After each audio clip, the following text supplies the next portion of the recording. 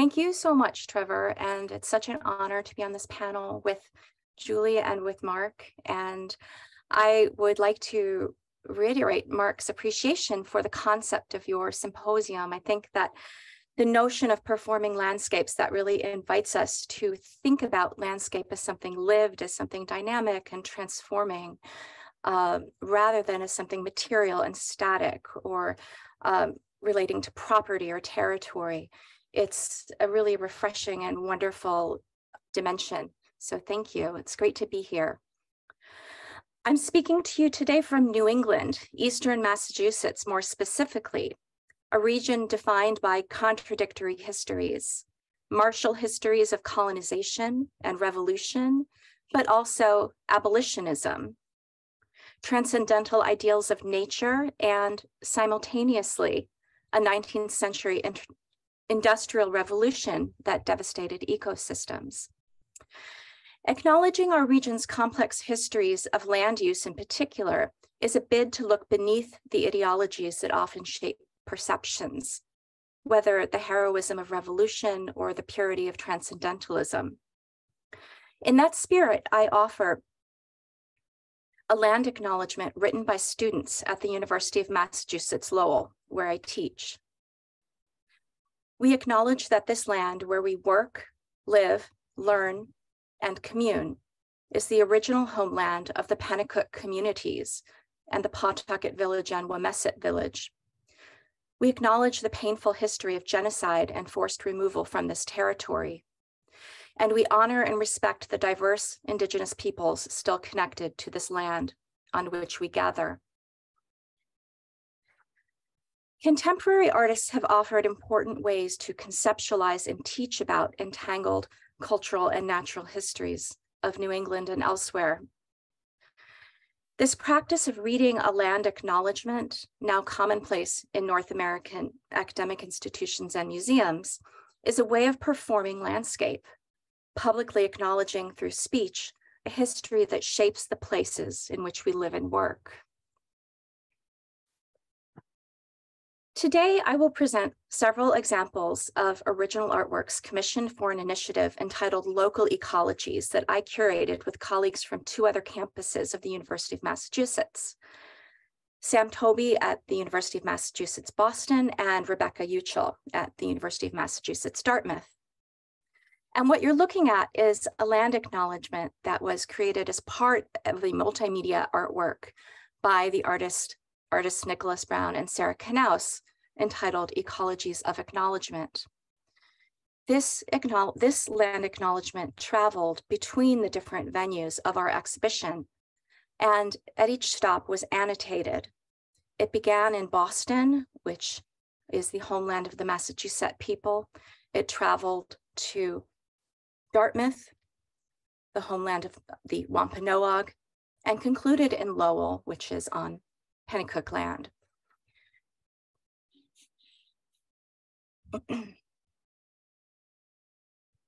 Knaus and Brown ask the question, how do you write a land acknowledgement that goes beyond recognizing native territory to accept the relationships and responsibilities that come with living on occupied land? Their project is in collaboration with 3 women of Nipmuc, Massachusetts, and native Natick Nipmuc origin, who narrate the 10-minute film that is part of this project, choosing not to identify themselves by name as to elevate the collective experience of their peoples over individual voices. The film focuses on Deer Island in the Boston Harbor, once a concentration camp where Indigenous peoples were incarcerated, and now home to the city's wastewater treatment plant. As the artists write, Deer Island, quote, functions as a crucible for eco-political relationships connecting past, present, and future. And I'll show just a very short clip from this video, but I encourage you to locate it yourselves. It's easily found online, searching for the title, Ecologies of Acknowledgement, and the name of the artists, Nicholas Brown and Sarah Knaus. But just to give you a little bit of a sense of the layered project of this video. Because they we will look at just a minute here.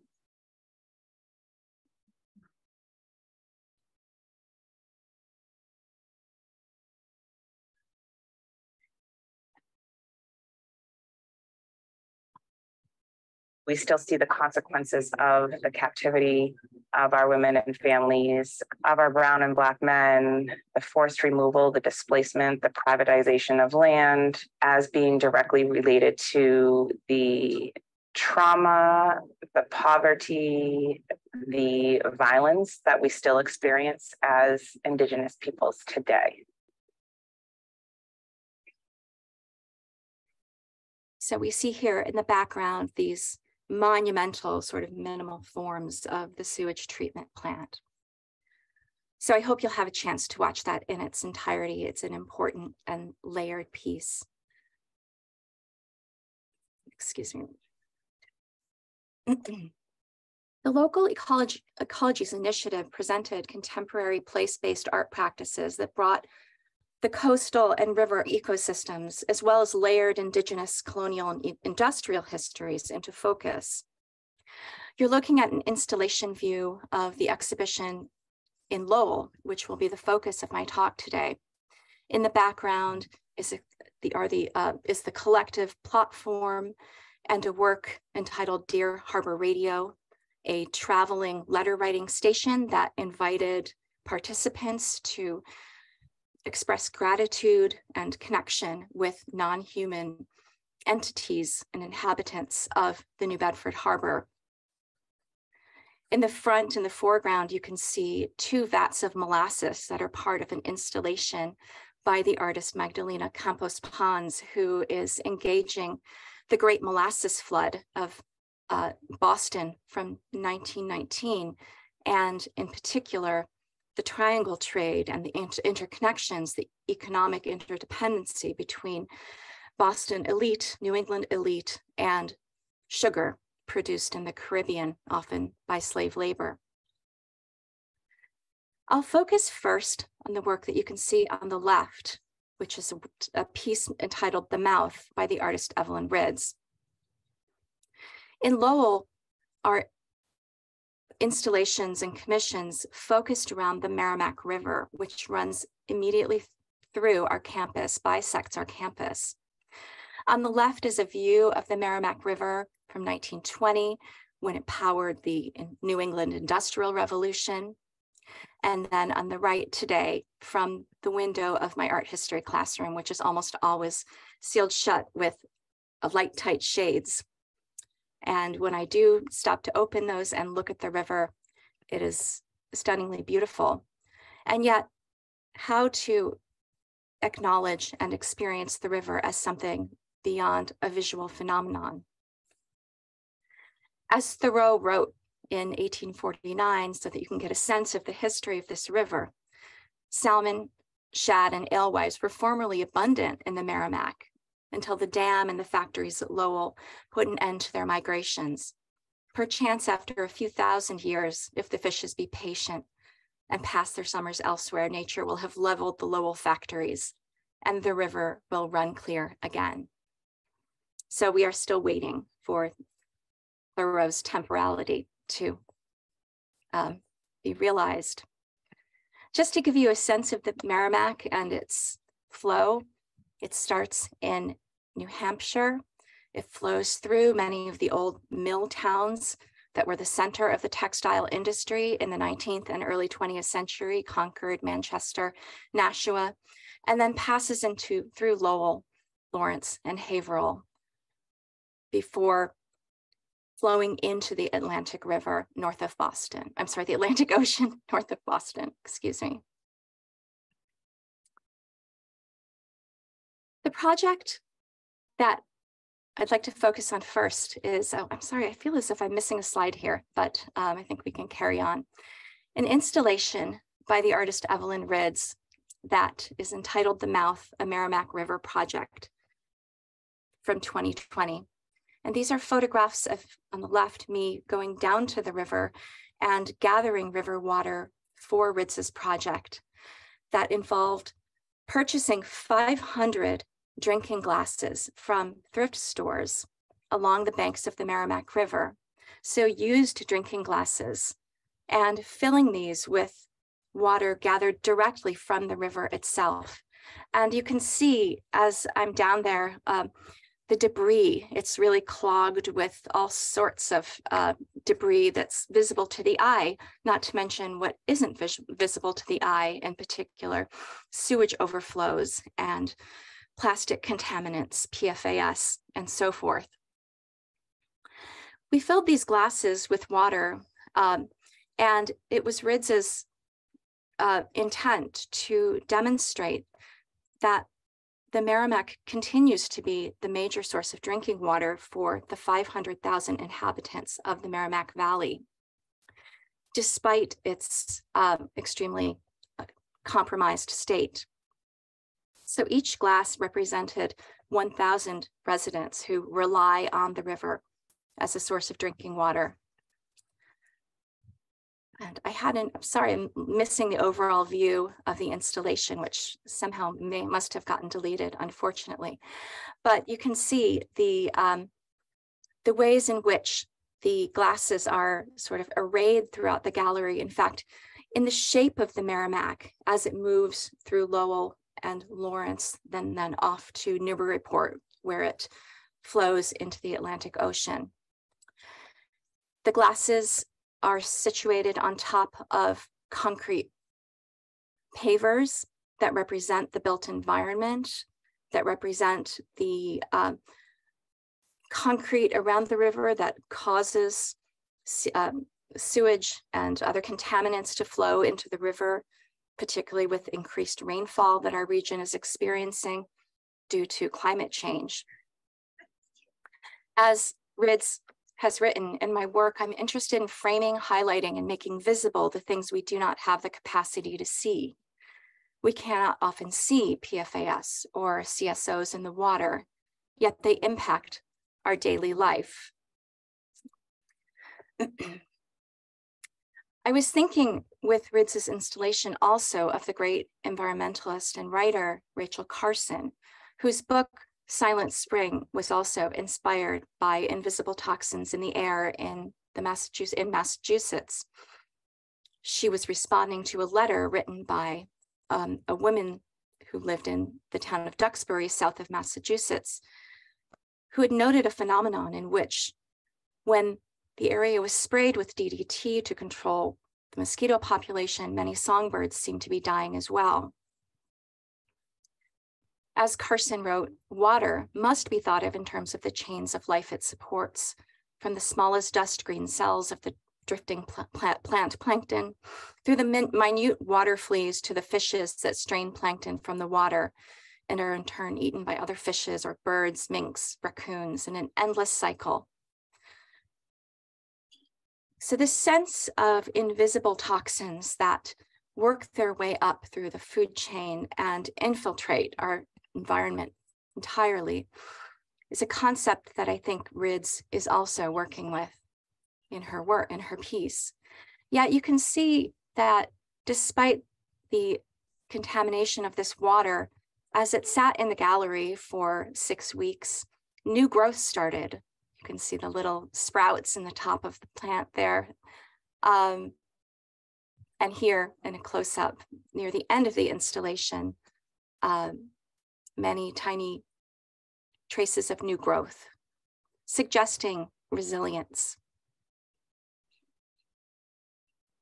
Also, as part of RIDS's project, she invited student groups to make paintings on pH paper using water gathered both from the Merrimack River and from the ocean where the Merrimack empties. So these are photographs of students using both river and ocean water and comparing the effects of the water with their different levels of contamination, which affect the pH level.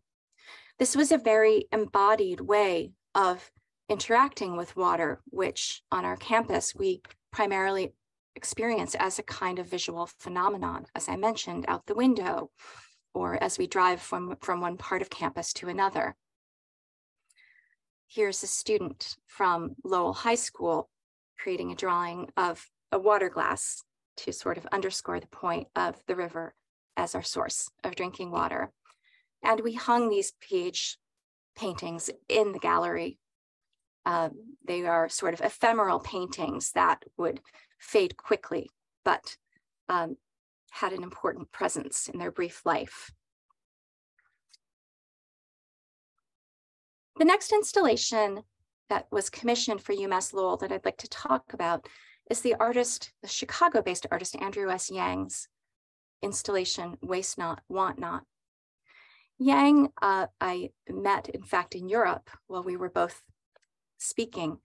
And it was in that global context that he informed me that he had grown up in a small mill town outside of Lowell and had really wanted to do a project on the plastics industry, which he felt had not been sufficiently investigated.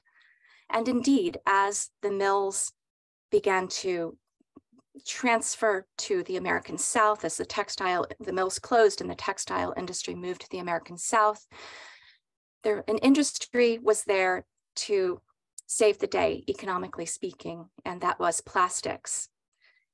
Around World War II, Eastern Massachusetts was the home of the first mass-produced plastics, which was an important economic driver for the region. And indeed, my university opened the first plastics engineering department in 1954, the first plastics engineering department in the world in 1954. So plastics also are an important economic and cultural component of Eastern Massachusetts. For his installation, Yang compiled an array of different plastics that you can see here, some of which are a bit hard to make out, but I'll particularly draw your attention to these two brushes. And here is a kind of schematic drawing and list of the materials that he uses in his Wunderkammer. On the top here is a bird's nest that is described as abandoned bird's nest woven from foraged grasses and plastics. So the idea that plastics are foraged in this kind of natural cultural entanglement represented quite literally by the bird's nest. On the right are two brushes that Yang created using molds from very early injection mold plastic production in Eastern Massachusetts. My university also houses something called the Plastics Museum that contains early experiments in plastic as well as early injection molds.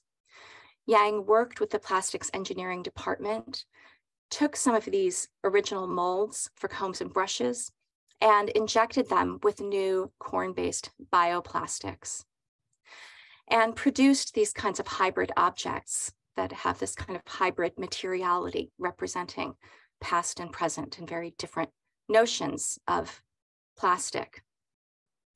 The area is still known for its plastics production. In fact, when you drive into the city where Yang grew up, you could see the sign, Pioneer Plastics City, so still a point of pride. Yang was also keenly aware, however, of the ecological damage of plastics and the fact that plastics are part of the geological record now, that plastics represent this both devastating impact on the environment and on our own bodies, as well as height of convenience and functionality. So he's playing with these ideas of desire and the sort of complications, the complicated relationships that we have with plastics. You can see here a group of students of mine sitting around Yang's installation on the left with the brushes hanging here.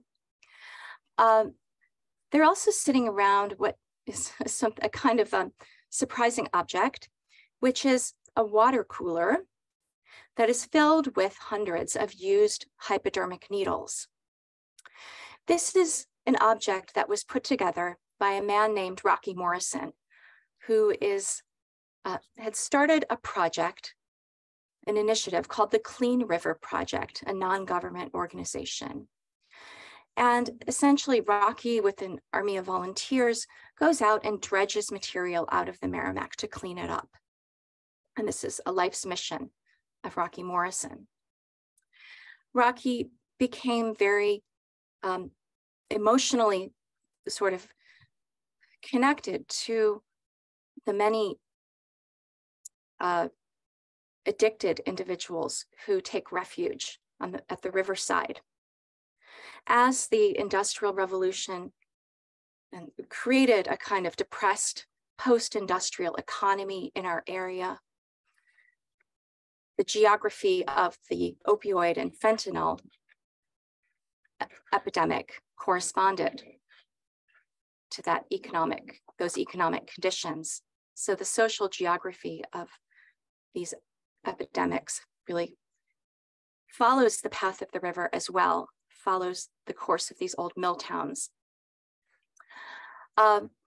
So though Rocky Morrison does not consider himself an artist, Andrew Yang invited Rocky Morrison to include this object in the show.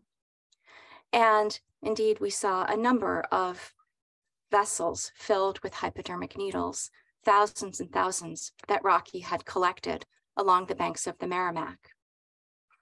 These were really powerful reminders of our, again, kind of embodied these flows into our body, impulses of desire, addiction, our dependence on water, as well as the identity of the river as this post-industrial space that has become associated with the opioid addiction.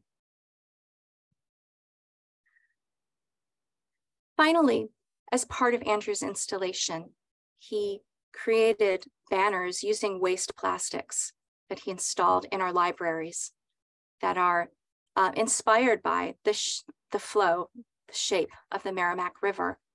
These are snakes, and in particular, the notion of the snake eating its tail, the kind of snake consuming itself as a metaphor for our relationship to plastics was something that Yang wanted to communicate.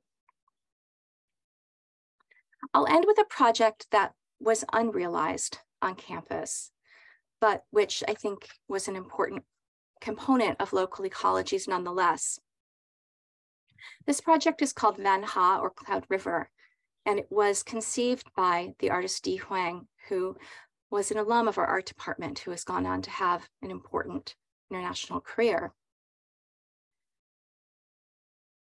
We invited him to create an installation for campus, and he imagined a kind of solarium or greenhouse located on campus that would become a study center or a library to study plants, native and invasive species in particular.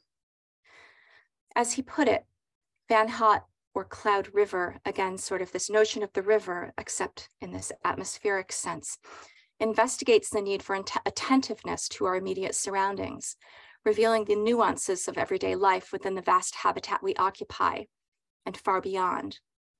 Through research of native and invasive species, I want to emphasize the notion of migration and immigration within our ecologies, both natural and political. This endeavor collapses our local boundaries that expand to the rest of the world. And indeed, all projects, through using the river and its flow into the Atlantic, really underscore this notion of the interconnectedness between the local and the global. In Huang's case, he wanted to create a library of plants considered both native and invasive, drawing on associations of those terms, which are, of course, notably xenophobic. Many so-called invasives come from Asia. And so he's imagining this space as what he calls a solarium structure with a collection of natural and research materials overlooking the Merrimack River. Though Dee is a celebrated alum of our program, the installation was not approved by our facilities managers because it would interfere with the sprinkler systems. It would leave an unsightly patch of yellowed grass beneath it. And most significantly, it threatened the pristine campus landscape by perhaps introducing dried seeds of invasive species. And here is a plan that was recently commissioned by a landscape design firm, to reconceive this campus as a kind of idyllic green space. And it does look something like this, although this is a digital collage, of course. So it's easy to see how Dee's project, which would have showcased decay, processes of preservation, memory, documentation in the archive, thinking about so-called natives and invasives, that may, as he put it, teach us to learn to deal with death, to preserve lives and memories, to invigorate a new cycle of growth, would be out of place in the kind of collegiate picturesque of the image that you just saw. As Huang put it, the exploratory nature of Van Ha is meant to connect us with the history of place, time and matter, while re-examining our philosophical ways of being with one another. I still hope that Van Ha can be realized on our campus.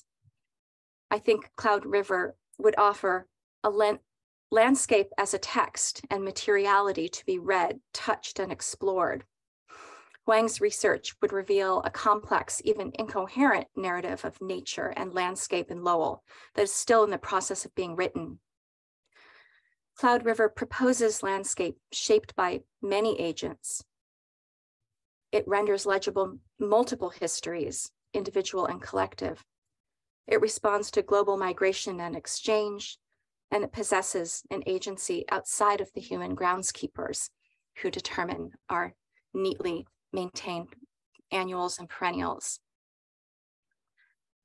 So I will end here, but I'm happy to take any questions or feedback in response to these examples that I've shared with you today. Thank you.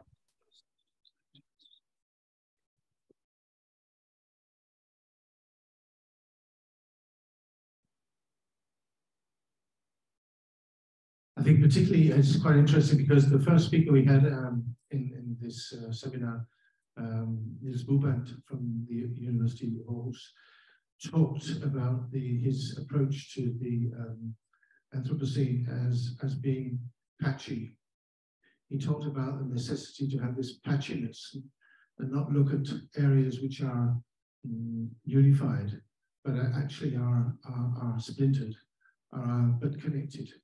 And the connectivity of landscapes, which somehow are part of the same process. This is the process of capital, the process of production, consumption of materials and transportation. And then, yeah, so it's in a way, the local, I say, Ecologies project, which you're presenting now, is exactly that, actually. It's seeing as the river as the connectivity between these human processes, political processes, manufacturing processes, and so on. And so it has different levels and different stratas. So I think that's actually quite nice. Particularly the last piece actually does that quite beautifully, so quite succinctly put that on frame. So thank you very much for those examples. It's also nice to have some examples from people who are not known at all, contra Marx, which in a way are established artists. And seeing this as, you might say, of a new way of thinking, of working. I think that was also really quite nice. So thanks for that input. The aspect I kind of one thing I'd like to ask you that, apart from witnessing this change of concern, of approach, of aesthetics, which your program does deliver, did you at all think about the potential of the impact? I mean, have the works an impact, and do you take responsibility for impact? Is that a parameter which you actually build into the, well, I say not the conditions, but the hopes of the students, of the artists creating work? That's a great question, and there was a lot of frustration in commissioning these works at the same time as, and I believe they were impactful, but for instance, the snake banners of used plastics were originally conceived for the cafeterias on campus, but the cafeterias, we learned, were spaces controlled by the multinational food corporation Aramark, which also provides food to prisons and so forth. And so we were told that it was Aramark's decision as to whether we could install the banners in the cafeterias, and Aramark immediately said no. So one of the things that the project did was really reveal how the kind of workings, the invisible workings of institutions, the institution of our university, and the ways in which what content is allowed on the grounds in the cafeteria is controlled by corporations that are involved in very problematic endeavors and initiatives. So I thought that that was effective, and that even though there was failure with Di Huang's work as well, as the administration was deeply concerned about entropy and decay, not wanting signs of entropy and decay on a college campus because that's bad marketing. So it really kind of brought into focus exactly how a campus is conceived and what the sorts of strictures and rules are behind campus aesthetics. As far as impact, certainly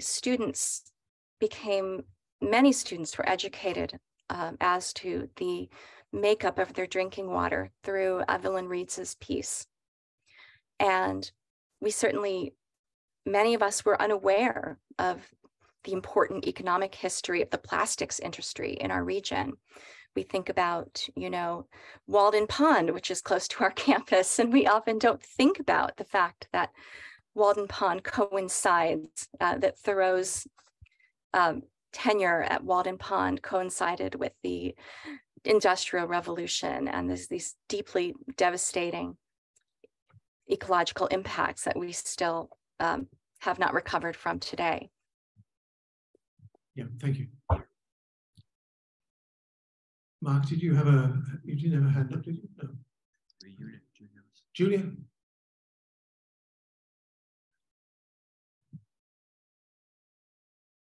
Unmute, yeah. I appreciate learning about some artists whose work I didn't know, and how great to be focusing on the ecological history of the area that you're in and making the students, the community, more aware of the workings of that area.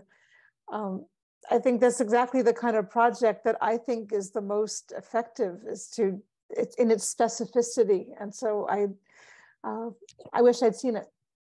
Oh, thank you. And both of you are doing something similar in your teaching, it's clear. I think one of the big questions we grappled with was the regional. What is the significance of regionalism in this moment of the global?